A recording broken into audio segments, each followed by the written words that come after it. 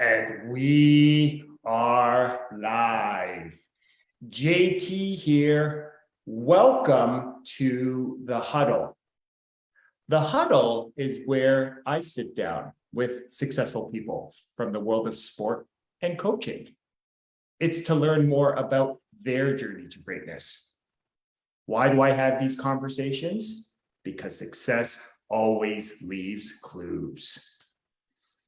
I want to take a moment to thank you, whether you are tuning in live as we stream into our Facebook community, whether you are watching the replay on YouTube or on Facebook, or whether you're listening to the audio on the podcast. Thank you so much for being here with me and my special guest today. And here's my reminder to you. The mind is like a parachute. It works best when it's wide open. So my challenge to you is to go all in on this conversation, remove any distractions, and get laser focused on the here and the now.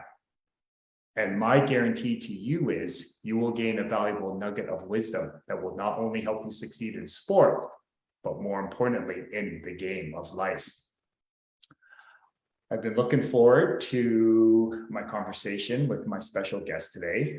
We were just giggling offline before we came on that, the beauty of life and how this is quote unquote work, but, we just get to sort of bless others with our silly conversations that we have sometime and just bring more awareness to all the amazing work that she is doing in this world and how she is choosing to show up as a strong and powerful leader.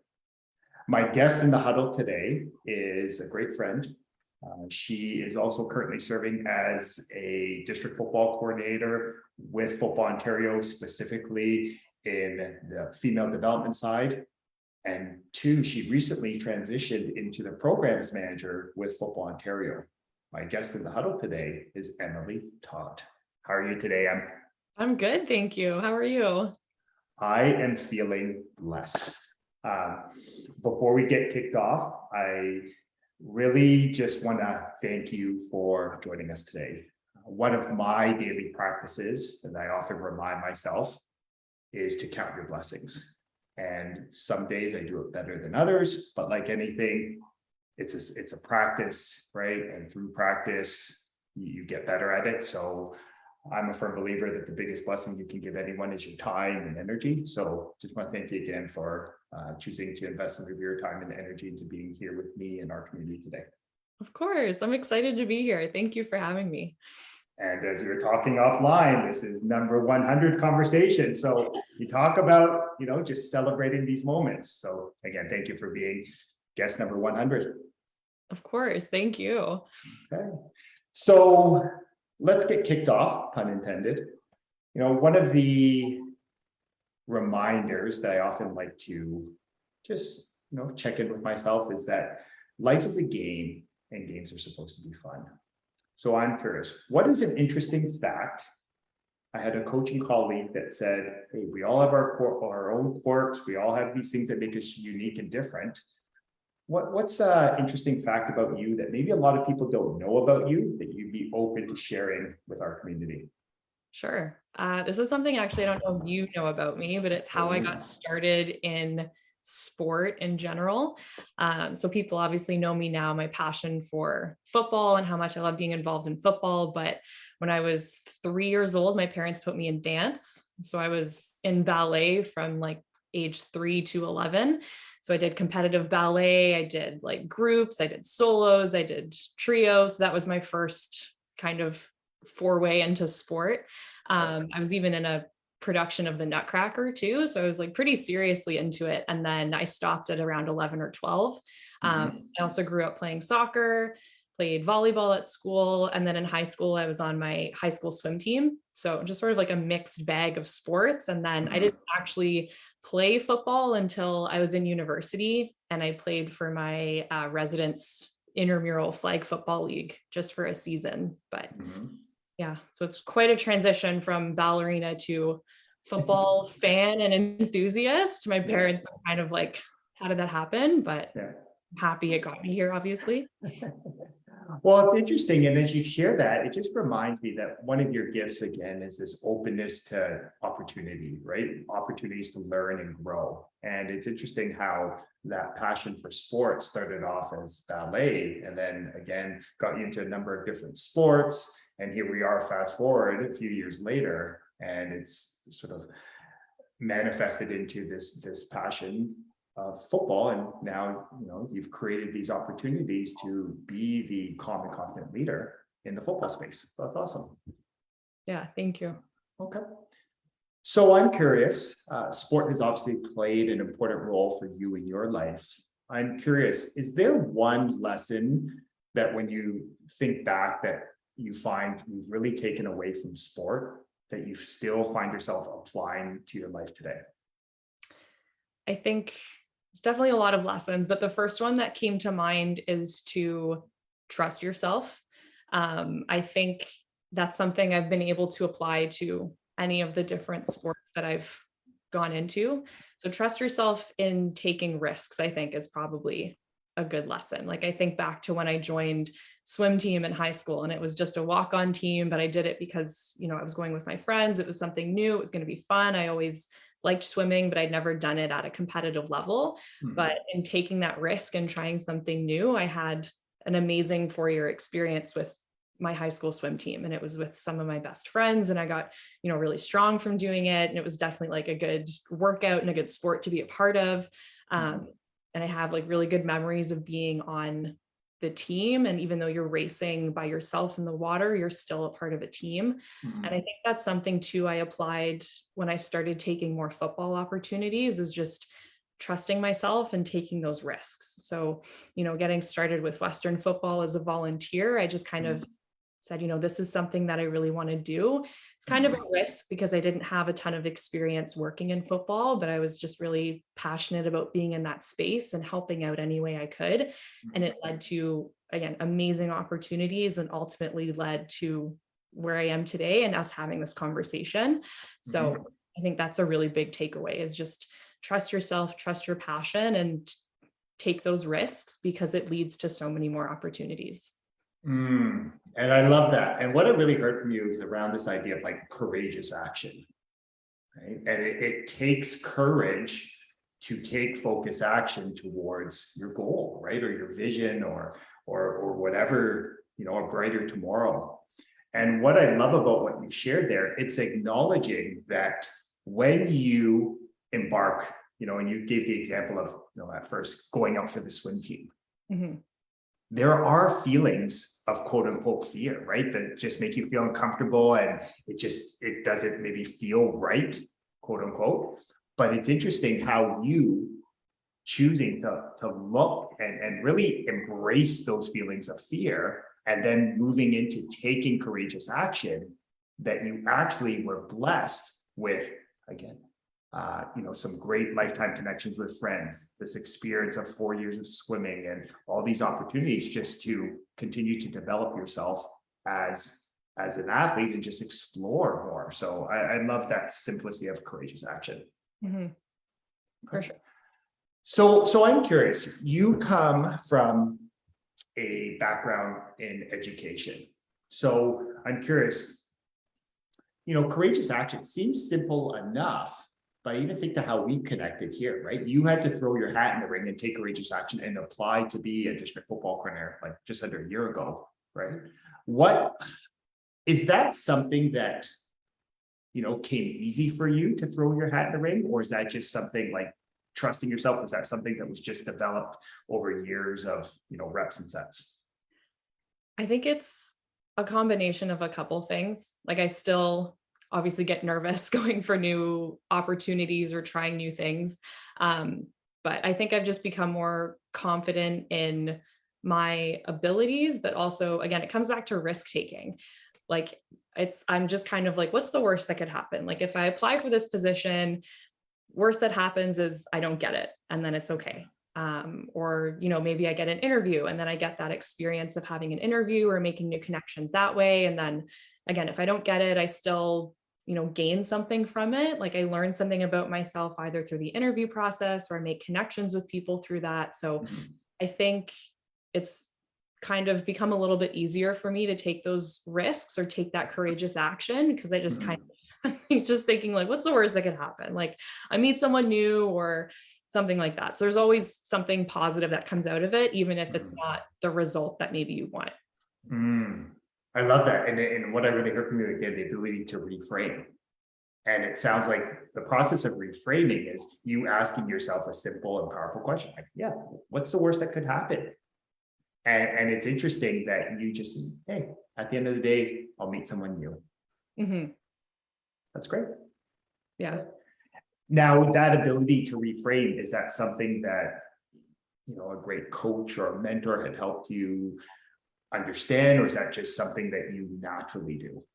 I think it's probably become something I naturally do. But again, I'm trying to think of this in like a sport context. So I'll put it into the context of like a football season. So like everyone goes into the football season with the ultimate goal of winning the championship, whether that be community level, high school level, university level, everyone's working toward a common goal. And I think I first saw this in my first experience with Western when we lost in a Yates Cup game, and just everyone's efforts throughout that entire season. And then you lose it in one game in the matter of 20 minutes or whatever, however that happened.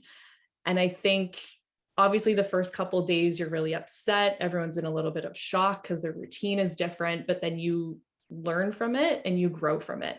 So then going forward in the off season, you're like, okay, what were the mistakes that we made? What are some things we need to change? So again, it's taking that as a learning opportunity, even though it's not obviously the outcome that everyone wanted. And it takes a little bit of time, but then you can say, okay, we learned this, we can apply this next season, we can make these changes. And then you end up coming back stronger because you learned from that experience.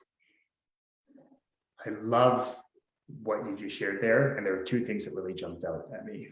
One, I heard that Nelson Mandela quote, I never lose, I either win or I learn. And you could see that, right? Like the quote unquote loss, you didn't lose, you just had an opportunity to, there were some great things you did. There were some opportunities of what you could do better moving forward. So I love that. And what I really love from you, and it just reminded me of a few conversations I had from some former alum on that team, whether it was Mackenzie Ferguson, Stevenson Bone, and they just said that they took away from that and it helped them actually be more focused and bought into the process in the off season. Like it was almost like, okay, we saw what we don't want, it's not happening again. And it's funny how it then led to, a Vanier Cup, right? In 2017. So that's awesome. It's definitely a motivating factor too. And then again, to pull it back into like job opportunities or interviews or things like that, if you get feedback and it says, okay, maybe you need to work on this. I even met someone a couple of weeks ago in an interview, and she was talking about how she went for a coaching opportunity. And they said, you were a really great candidate. Unfortunately, you don't have, enough coaching opportunities or enough coaching experience. But then she went out and sought those opportunities. So again, it's a learning experience. So getting advice from someone about how you can be better or how you can be better suited for a position, and then actually taking action on it. So that's, again, something I really like to see from that specific person as well. Yeah. I love the intentionality of your words there. We have, I'm a firm believer that, words are power. And it's interesting how we've been led to believe that it's about criticism, constructive criticism, where, like you said, what if it was just constructive feedback? And taking that, you can take it for what it is, and then you get to decide whether you take this feedback and grow from it. So I'm curious, it's been amazing, right? The more I've come to know you, not only in a professional sense, but just, becoming a friend and being able to watch you become the calm and confident leader you are, the strong and powerful leader you are. I'm curious, what inspired you to dive into developing the women's game, whether it's flag, whether it's tackle? Like what really inspired you to become involved in this iteration, this adventure in your life? So I'll chat a bit about my football journey, I guess, and how I got into it, especially since like I said, it started from ballet and became Yeah. football. So I became more of a football fan in high school, just starting going to more of my high school games and getting a better understanding for the sport. My uncle coached at Guelph. He was the offensive line coach. So I started going to those Guelph games and supporting them. This was obviously before I went to Western, and I was like, I'm going to go to Guelph and become a Griffin because I love the football team, and then realized that didn't make a whole lot of sense. But just spending more time around the football community, I really started to develop a passion and a love for it. Mhm. And then I played for a season at Western for my residents, just on their flag football team. And just the friendships I made from that, and just being able to actually play the sport, I really loved it too. And then a couple years later at Western, I was looking for an opportunity to get involved within the community. And luckily, my uncle made a really great connection with Coach Marshall and said, hey, this is my niece. She's crazy about football. Like, please give her an opportunity to do something. And I was just so willing to be involved. I'm like, I really want to be on the sidelines, just helping out. Like, anything you don't want to do, I will take that on just to be involved and, again, be part of the team, work toward that common goal. And then from there, once I left Western, I was still involved for about a year, just commuting back and forth to go to some practices and games on the weekends. And they still invite me, which is amazing, to be on the sidelines and to see the coaches and to be with the team, which is just, I love that. It really represents a sense of family and community with football, that even if you're not necessarily still directly involved, they still want you there. They still think of you as part of the team, which is amazing. So after that, I applied for the district football coordinator position with Football Ontario, and it was a focus on women and girls. And that was something new for me. I only had one experience playing with girls, and other than that, I didn't have a ton of experience with girls football. So I started supporting the women's tackle team last year, our U18 Team O. And honestly, at the beginning, I didn't know what that was going to look like. I'm like, women's tackle, like, I don't know what that's going to be like. I was really excited. They asked me to be the general manager. I was like, sure, I'll send emails and do kind of the admin work. And then going to our first ID camp at York, I saw the talent of some of these girls, like their speed, their strength. And I was like, okay, I'm all in. Like, that moment, seeing some of these girls who ultimately made our provincial team, I was like, these girls have skill. They are strong. They are like, they can compete. I was just amazed. And it wasn't until I actually saw it in person and saw the talent that we had in Ontario from, a girls tackle football perspective, I was like, hey, this is why I need to do this, like, to create more opportunities for girls, to create more programming for girls only teams, whether it's tackle or flag. I loved it. It's funny, I remember that day because I think it was one of the first opportunities where we actually got to be in person. Yeah. And it was amazing because you could, like, when I reflect back, I could remember that. I just remember seeing you like take courageous action, dive right in. What do you need me to do? And you were just totally. So when I think back, I think that, I remember. I remember thinking she's all in. Yeah. Okay. I was taking pictures of the coaches running drills and like timing, again, just whatever they needed me to do. But I was like, this is amazing. Even though it was freezing, it was raining, but the girls were like sweating, like they're all into it. And some of the girls at that very first ID camp were on the team. So even just to see their progression and to see like my relationship with the players develop, like from that very first ID camp, and then to see them make the team and go to nationals and bond with the other girls and, develop friendships for life. That's why I do it. That's why I want to continue doing this. I love that. And it's interesting, like what you shared, it just reminded me of this belief that many people have, that I need to see it to believe it. Where really, in order to do anything greater in your life, you really need to believe it, and then you'll see it. So I'm curious for you. You're obviously someone who's very passionate. Like, I love just the theme of our conversation. Like, do what you love. Like, that embodies you. Like, yes, opportunity. Yes, let's go. What has been the moment, would you say, in this process beyond York, where like you really started to see the belief of what's possible, especially as we grow? Because, in football Ontario, it is too, right? One of the missions is football for all. Was there that one where you really start to see, like people are becoming believers of this, and they're starting to see like we're only scratching the surface of what's possible? Was there a moment throughout this process? Yeah, I think at the women's national tournament in Regina.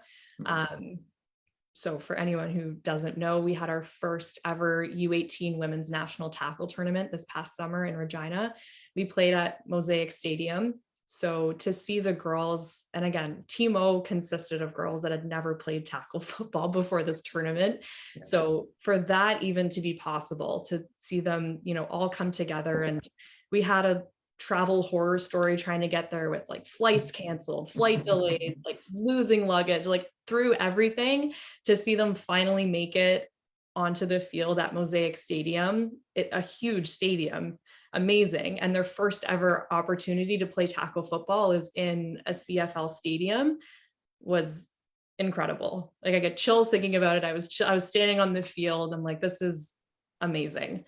And just to see that opportunity grow and continue, we had 5 provinces compete this past year. So hoping that we can get even more next year and just even more girls involved would be really amazing. It's interesting how hearing you describe what that was like sending that chills down here. I still remember the picture after that game where like, this is historic. This is the first U18 women's tackle team that's ever won a game at a national tournament. I just remember seeing that picture, and I just think back to it. That all started by you taking courageous action to throw your hat in the ring to become a district football coordinator. Like, you know what I mean? That belief that, hey, I'm deserving of this. I belong here, and I can help and serve. And it then manifested, 8 months later with that experience. Yeah. It's interesting too, because I remember applying for the district football coordinator position and I wasn't 100% sure on what it was. I was just looking for my next opportunity to be involved. Yeah.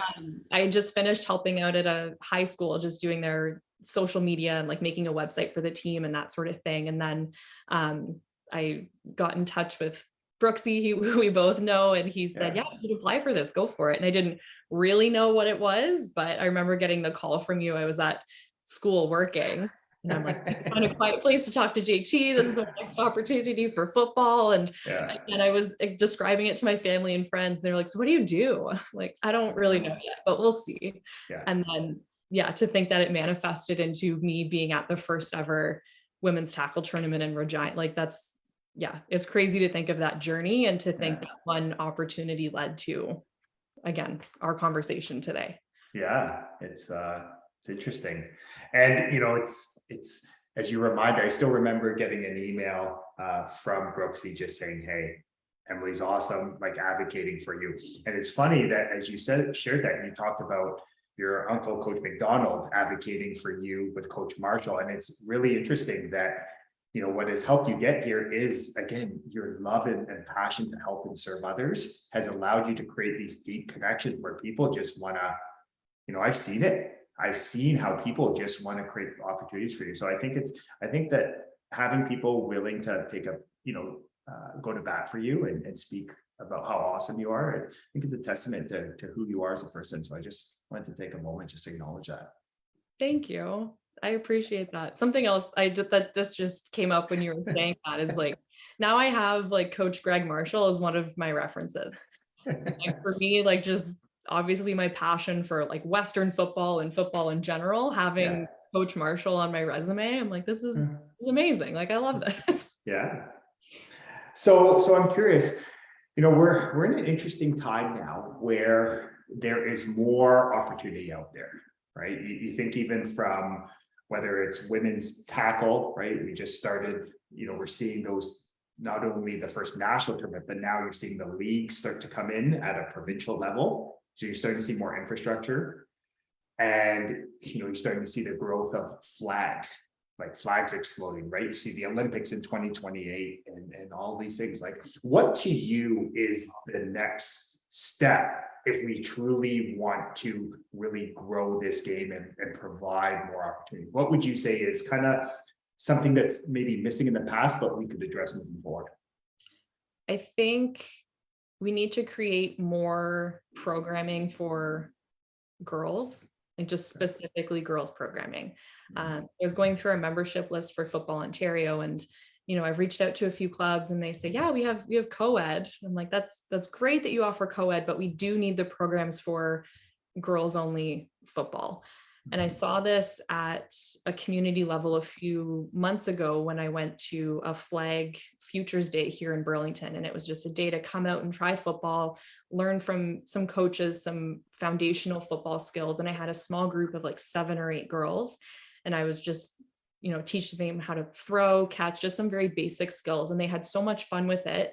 And there were, a bunch of boys, different ages all around us. And I said, do you want to go try with the boys? Do you want to join in with them? You can show them what you know. And they said, no, we really like just having our girls only group.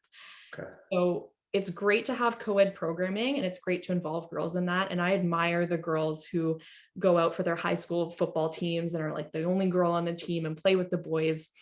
I could never do that. Again, growing up playing soccer and ballet, it was always like that girls only kind of environment. And not to say that you can't do those co-ed programs as well. I just think it's important to have the opportunity for girls to be with other girls, to connect, socially, to connect, athletically. It just, for some girls, it creates that safer space for them too. And in taking a couple of courses through Canadian Women in Sport, I took a Keeping Girls in Sport course. And part of the problem is we don't have enough programming for women and girls specifically. So that's one of the reasons why girls tend to drop off sport at around like 15, 16, either because of lack of opportunity. So I think in creating those opportunities, it creates a safe space for girls to participate. They feel included. They feel like, they have their own team and they can make connections that way. I love what you're referencing. And I know that that's some of the conversation, you and I have been having, we've been having with many of our Football Ontario leaders, is this idea of safe sport, right? I think it sort of is more this idea of like meeting people where they're at. Hey, that's great if you feel like, okay, co-ed, like great. But we also have to acknowledge that at the end of the day, if someone doesn't feel calm and confident ready to do co-ed, we need to create a pathway for them to be able to, because really, if they're not saying yes to participating, then essentially it's a hope or wish. So I really love what you're sharing, is just giving people the freedom of choice, right? Free will to choose how they want to best participate, engage, and learn. Yeah. I like too what you said about confidence. Like, again, that small group of girls that I was working with, like I saw them develop really quickly in the matter of like 4 hours that I was working with them, that we had this little like football try it day, and they became a lot more confident. But even at that point, they were like, no, we'd rather just stay with the girls. We're not at that point yet where we want to compete with the boys, because, I know girls and boys obviously develop differently, but they're still, the typical boys tend to be a little bit more aggressive and outgoing. And especially in a football space, I think, for girls to have their own space, that's really important for developing and growing the sport. Yeah, no, definitely. And I think the other benefit, I was talking with Olivia Ghosh on this, right? When, hey, at the end of the day, a strong and powerful athlete, regardless of how they identify, is a strong and powerful athlete. So many of the same qualities cross over. And I love that when they see strong leaders such as yourself, Olivia, Coach McIntyre, right? It's one of those where it gives them hope, because without you even saying anything, they see, oh, okay, they have a little bit more lived experience, but you're essentially, just by you being there, even in Regina, they saw that, oh my gosh, I could maybe create a pathway. I could maybe someday be a GM, right, of Timo. I could be a coach of Timo. I could, so I just love that. Again, you have to show people that other people feel best represent them, just for a brighter tomorrow. Yeah. Okay. A lot of girls on our team, the Team O as well, our U18 team, they said, we wish we had this opportunity sooner, because they said growing up, they never had that opportunity.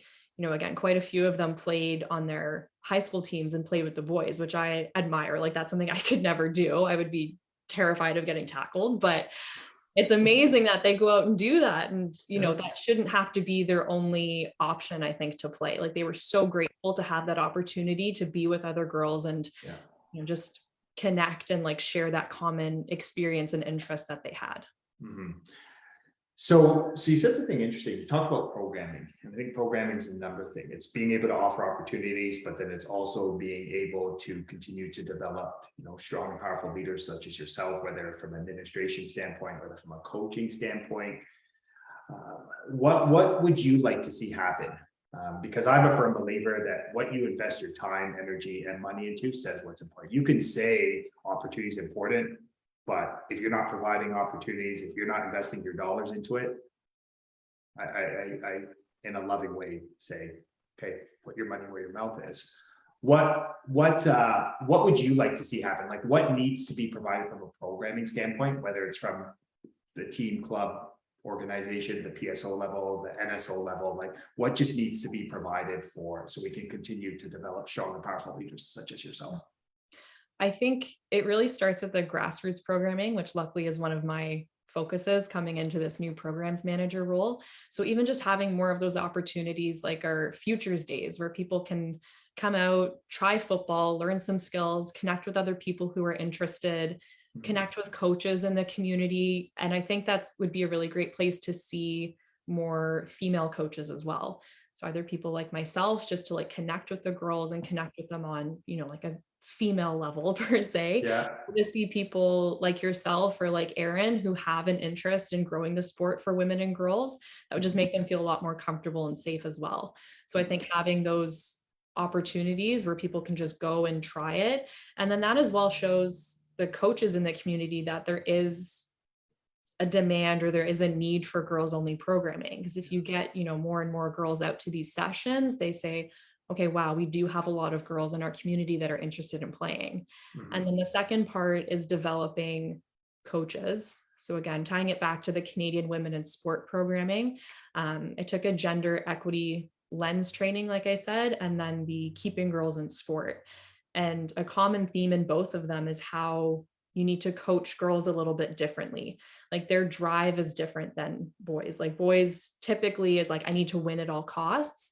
But girls coming into sport is like, I want to build relationships. I want to build confidence. I want to, become athletic, and I do want to win, but there's just other motivating factors there. So I think something we need to work on at a Football Ontario level is training coaches. So giving them that training, giving them those experiences so that they're ready to coach girls only programming. They understand their motivations. They understand how to engage them and keep them in sport longer as well. It's interesting, like as you share that, what I really heard from you is what we often talk about, win the effortless way. What is that? By being empathetic, by being understanding of, what is it that this person, the athlete you're coaching, what is it the coach wants? And then also understanding, meeting them where they're at, and then also having that, sort of patience to be able to really take the time to figure out, what is it that you need from me to get you to where you want to go. So it's interesting how that small little opportunity allows you to build deeper connection, and that actually helps you to, really truly help and serve others. Okay. So moving forward, as we go in the short term over the next year, again, I just think of your journey. It's crazy how quickly life can transform. What would you like to see happen? We're having this conversation a year from now. What would you like to see happen moving forward? I think I would love for our programming list for Football Ontario to include more girls' opportunities. Again, this is really relevant because I just went through our list a week ago to see where they all are, and the majority of them are in Ottawa, which is amazing. So Ottawa in Ontario was really ahead of the game in terms of having like girls tackle, girls flag, just more opportunities for girls only programming. So I'd love to see the rest of the province catch up to that. And again, it can start at a grassroots level, like I said, like having, a region, having those days where girls can come out and try football. And you can, of course, combine it with, co-ed and boys programming as well, just to grow the sport in general. But I think that's a good place to start. So a year from now, I would just like to see more places have, whether it be girls flag and, girls tackle it's challenging to start it, it's trying to sell it, I think, to parents and to the community, and then funding for equipment and things like that. Flag, I think, is a little bit easier to get started. So even just having girls only flag opportunities and then developing from there, I think that would be really great to see in a year. Yeah. And I love how you're just creating some choice, right? Some are going to feel ready to fully go all in on tackle. Some might feel more, again, calm and confident giving flag a go. Or, I guess the educator in me always goes, how cool would it be if we found strong and powerful leaders such as yourself to go into these elementary schools and lead, a try day where, we just introduce, we focus more on big picture gross motor skills, long-term athlete development, like agility, balance, coordination, and we start teaching those at there. And then I'm thinking that's really how you get people more aware about and really just more open to possibility. Mm-hmm. I really like the idea of involving schools as well, again, because of my educator background. That's kind of where I want to start. And something I was looking at doing this year is having our TMO girls do a presentation in their schools about Football Ontario in general, but then also the opportunities for girls, because I find too, something we struggle with, and I know we've talked about this with Aaron too, is how big Ontario is, how widespread it is. So trying to spread messaging about programming that's available in certain regions, or even like Team Ontario opportunities, that's something we need to, I think, get better at. And I don't know how we do that, but my first thought was to get the girls that had the experience, the girls that were on that first team, to share their experience, get their friends out, tell them how great the coaching staff is, tell them how great the experience was, and then sort of start building it that way as well. Yeah, and what I really heard from you was, one, it's bringing greater awareness. I think even something, our announcement of the U18 staff, right? That's bringing more eyeballs, more awareness of what's there. And then two, it's that consistent messaging, I'm thinking of myself, serving as director of sport, just, okay, what do you need? What do you need, Emily, to, get the word out there? I think to our coaches, what do you need to find the women that you want to coach that this could be a great opportunity for, right? Like, yeah, what do you need from me to get you to where you want to go? So no, I love it. Okay. So I'm curious, Ed, if this conversation has piqued someone's interest and, they want to learn, maybe it's an athlete or parent that wants to learn more about, possible programmings. Maybe it's a coach that, hey, I want to get involved. I want to start helping in some capacity, similar to what you were like a year ago. Like, what would be the best way for people to get started? What's that simple focus action they could take? I was gonna say reach out to me if you need any help, because again, we both like to help and serve others, and we tend to help. So I think connecting with myself on social media or through email, however, would be great. Following Football Ontario as well, because we do post often throughout the week. So that's a great way to stay connected, I think. And even, you were saying about social media and like spreading awareness. I was sort of helping out the U18 women's tackle teams for the fall, just again, to like raise awareness, tell people in their communities that these are happening. And just a quick like Instagram post, I think really goes a long way, because then people share it, they get the word out that way. So I would say connecting with people through social media is a really good one. Yeah, that would be a quick, simple action you can do. I love it. So I'll be more than happy to share your different social media handles, your Football Ontario email in the description of the podcast, whether it's on Facebook, whether it's on YouTube or on the audio. So I'll be sure to share that so people can connect with you. I love it. Just reach out, throw your hat in the ring like you did, right? Just reach out. I'm more than happy. I get a couple emails a week about, where programming is. If someone says, I'm in Hamilton, like, what are my options? Like, we have access to all of our programs listed in Ontario. So more than happy to help out. Like, I love doing this. I love that I now have a job in football. So I will always be happy to reach out and help out anyone, however I can. Yeah, well, you definitely are where you belong. So, Em, I really want to take a moment to acknowledge you. I want to acknowledge you for the great human being you are, right? The great daughter, the great partner, just the great teacher, coach, mentor, but more importantly, the amazing human being you are. The one thing that you always inspire me is just, again, your love of helping people is just so pure, and it's just, it just radiates out of you. So I just thank you for reminding me about what this game of life is really about. It's about, using your gifts, your talents, your abilities to serve the hearts of others. So thank you for just being a shining light in my life. Of course. Thank you. I feel the same way. Anytime we chat, I'm always smiling and I feel so good after. So thank you. Yeah. Hey, great reminder, law of vibration, like attracts like, right? There you go. For sure. So folks, here is my reminder to you. Emily dropped so many valuable nuggets of wisdom that will not only help you succeed in sport, but more importantly in the game of life. But like anything, knowledge is potential power. It's the consistent and focused application of great knowledge that actually creates great results. So my challenge is to you to take one of these valuable nuggets of wisdom that Emily shared today and go apply it to your life today.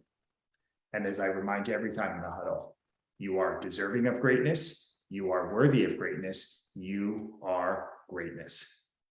And my only ask from these conversations is, if this touched your heart, if it resonated with you, then please share it with a loved one, a friend, a teammate, someone that needs to hear it.